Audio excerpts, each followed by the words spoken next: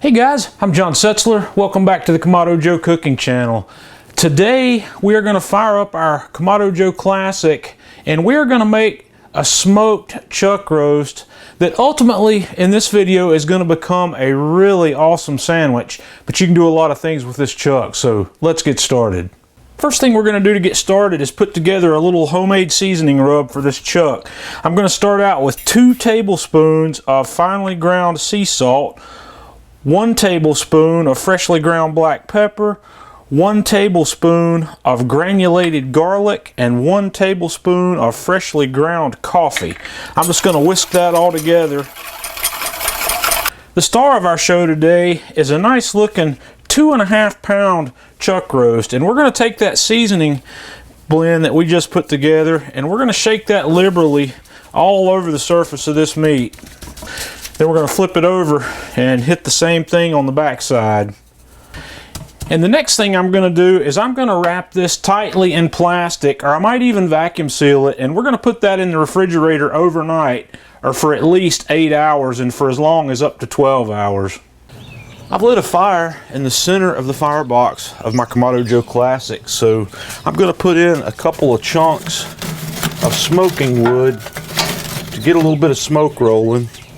And then I'm going to set my heat deflectors in the lowest position, and then we're going to set the grill grates in the upper position. And today I'm going to let this grill come up to about 200 degrees. We're going to keep it really low today, so I'm going to close the lid.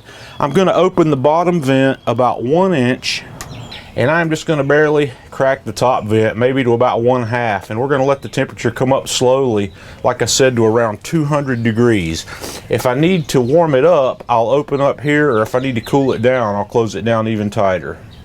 While we've got our grill warming up, I've gone ahead and taken the meat back out of the refrigerator, and we're going to put together another little bit of goodness here for this to come later on. What I've got here is one of these little small crocks. You can use any kind of container you like.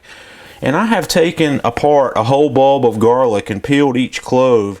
And what we're going to do is we're going to put enough olive oil in there to cover those cloves of garlic. And then I'm just going to put in a dash of red pepper flakes. And I'm going to put the lid on that, and we're going to set that on the smoker with the meat, and we're going to let that stay on the smoker for the duration. Okay, I'm not going to wait for the grill to get fully up to temp before we get started here. So I'm going to go ahead and open this up, and we're going to put our chuck roast on right here in the middle. And I'm going to go ahead and hit it with a little bit more of our seasoning blend. And then I'm going to put that garlic back here on the back. And we're just going to let this sit. We're going to close this up, and we're going to keep the temperature here as low as possible for 2 to 3 hours, and then we'll come back and I'll show you the next step. Okay guys, we've been cruising along at just under 200 degrees for 2 hours, so we're going to move on to the next step. I'm going to take this off and then we'll be right back. Okay, we're ready to move on to the next segment, and what we're doing here is we are borrowing a technique from Chef Eric Gephart. I have taken this chuck roast and I have tightly wrapped this in plastic, and we're going to let this cook for an additional 8 hours at around 200 degrees, maybe 210, and let this thing cook in its own fat and juices wrapped up tightly. And this plastic wrap will not melt as long as you keep your temperature in the grill under 230 degrees. You don't want to let it get any hotter than that, and this plastic will be fine. So like I said, we're going to go here for 8 hours, and then we'll be back to finish this up. Okay, our meat's almost ready, and to move on to the next step, I'm going to caramelize some onions here, because we're going to have some caramelized onions on this sandwich. And over here, we're going to make our little aioli. I have taken those cloves of garlic that we were roasting in that oil out, and I've mashed them up really well, and I'm going to dump them in here. And what I've got here is a cup of light mayonnaise and a cup of light sour cream, and we're just going to combine all this really well. I've made a lot more than I need here for this recipe, but I'm planning to save some of this and use it for some other things. So now that I've got that combined, we're just going to put that back in the refrigerator until we're ready to use it. Okay guys, we've been going for an additional 8 hours and 10 minutes or so here on this.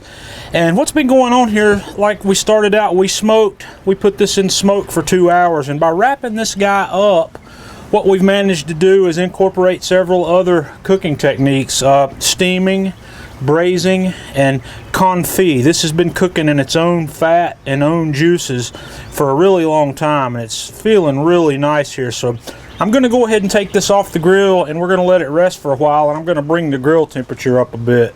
Okay guys, I have unwrapped this chuck roast, and I want you to just have a look at this, how tender and flaky that is. That is going to make a beautiful pulled beef for this sandwich. I'm going to have a little taste of it. Oh yeah, that's going to be perfect. So what I'm going to do is I'm going to pull some of this off, and we're going to load up a sandwich. Okay, I've loaded up some of that on this ciabatta bread, and I'm going to top that off with some of these caramelized onions. And then we're going to grace the top of that with just a little bit of really thin sliced sharp cheddar. And we're going to take this back out to the grill, toast the bread a little bit, and get a little bit of melt on that cheddar. Okay, I've ramped up the temperature in the Joe to about 350 or so, 400, somewhere along in there. We're going to set this on here, and we're going to close it up and let that cheese melt for just a minute. Okay, I believe we've got this cheese melted up pretty well here. That's looking good, so we'll take this back inside and finish it up. Okay, we're going to finish this sandwich up by spreading some of that roasted garlic aioli that we made here on the top of that, about like that. Man, that looks good. And then we're going to finish that off with some baby spinach, and we'll just top that guy off, and then we'll set up and have a taste. Okay guys, it's time for the moment of truth on this sandwich. Let's have a bite.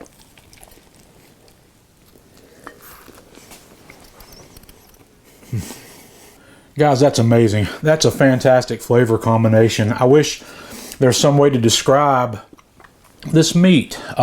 The smoke, the juiciness, the tenderness this thing has. Chef Eric has got a really awesome technique there, and I'm really amazed with it. I've never tried it with a chuck roast before, so you're going to have to give this a try. There's a lot of things you can do. You don't have to make a sandwich with that chuck roast. You can serve it like a pot roast. You can serve it with vegetables and make it a main course in a meal by cutting big chunks of it off. Or you can make sandwiches with it. There's no real way to slice that as tender as it is. You saw how that's going to fall apart. So give this a try. If not with this, with some other cut that works well. And join us on Facebook, facebook.com/Kamado Joe. Follow us on Twitter @Kamado Joe. And until next time, I'm John Setzler with the Kamado Joe Cooking Channel.